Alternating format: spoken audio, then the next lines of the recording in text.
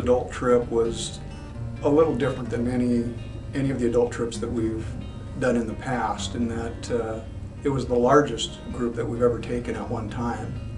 Going into La Masica with a group that large, we were increasing the population of that village considerably by bringing 20 people into the village. I thought, well, maybe we're going to overwhelm them.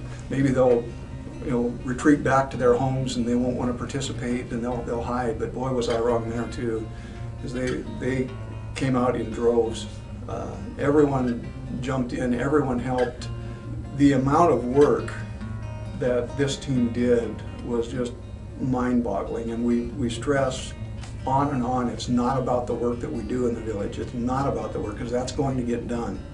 The villagers will do the work, but it was really important to the villagers this time that we did a large amount of work, because we had such a group, and some of the work that is taking place there is very back-breaking. It's labor-intensive work.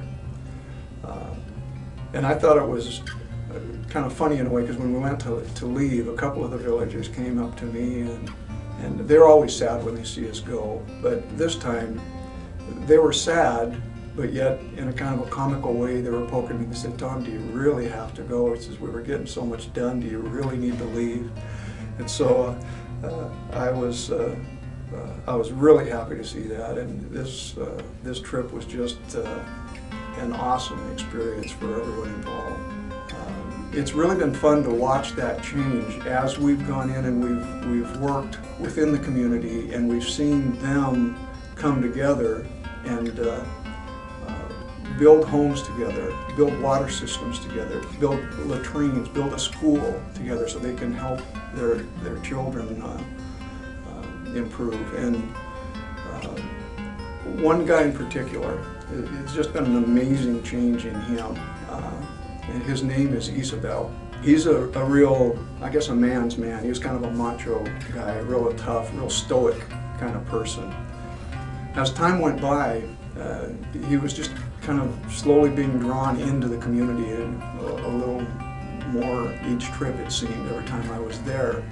Isabel, who is Octavio's brother, had helped Octavio build his home.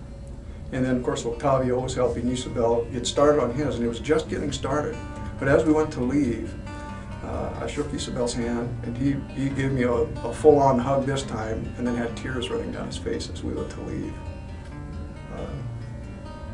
That was emotional for him, and it was really emotional for me to see that, and I just see a huge change in them, and it's in a large part, I think, because we, as North Americans, have taken the time to go into a community, to work side by side with them, not to be arrogant, not to work, in place of them, but to work side by side with them, learn from them, and we as North Americans are changed incredibly when we humble ourselves and are able to work side by side with folks like that. And the folks in Honduras are changed equally.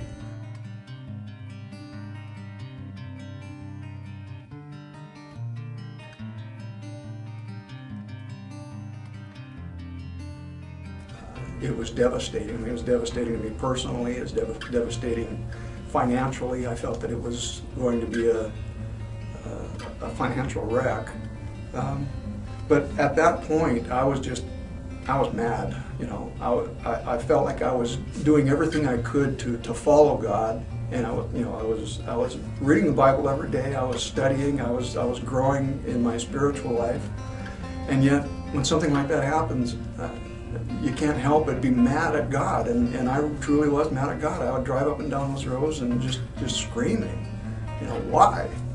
It turned out to be a real blessing, because that fall, when it was time to prepare to pick that crop, I didn't have all that much to do. I wasn't swamped like I normally was, and they put the call out for some help to begin work on this Habitat for Humanity home, and so I decided I would go in and help with that. We were working on the foundation. I think we were stripping forms or something like that, and Dick looked over at me and And he just smiled. He says, "Wouldn't it be fun to do something like this in Honduras?" And I looked back at him and says, "Yeah, it would. Let's go."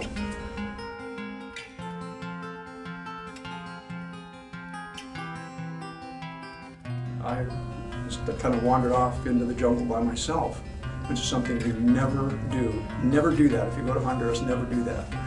But anyway, I was walking along this path and I came across this opening, and there was a house, and I could see this little field there. A guy was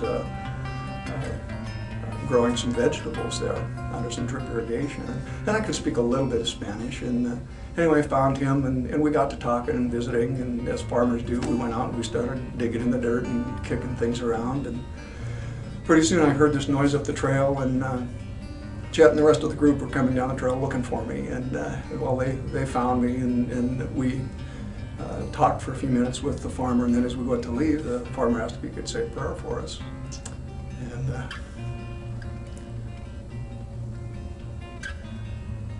it just really touched me. To have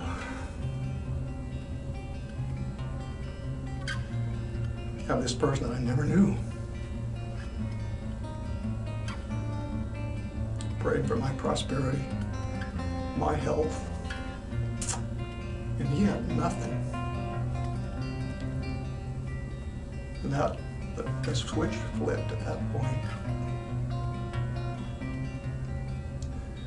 And I said, that's what it's about. You know, it's not about me. It's not about my family. It's not about my success. It's not about my retirement. It's about others. The fact that we in North America are so incredibly blessed it's an amazing fact. I mean, 90% of the people in the world will never own a car. They will never have the things that we have, air conditioning, a dry home, you know, somewhere to live like that. There's really only one thing that makes sense to me as to why we have been blessed like that. And it's simply that so that we can share with others, you know, we can be a blessing to them. And I really feel that that's our responsibility as Christians, as God followers, to not necessarily feel guilty for the things that we have, but to be willing and able to share those things and share the love of God with those people. If we can help those folks to just take one step up on that ladder to where they can provide for their children, they can have the pride of ownership of a home, they can have meaningful work, which is a blessing all in itself, to have meaningful work so that you can provide for your family. I think it's really up to us to take the steps necessary to change our lives so that we can truly be a blessing to others in a real and meaningful way.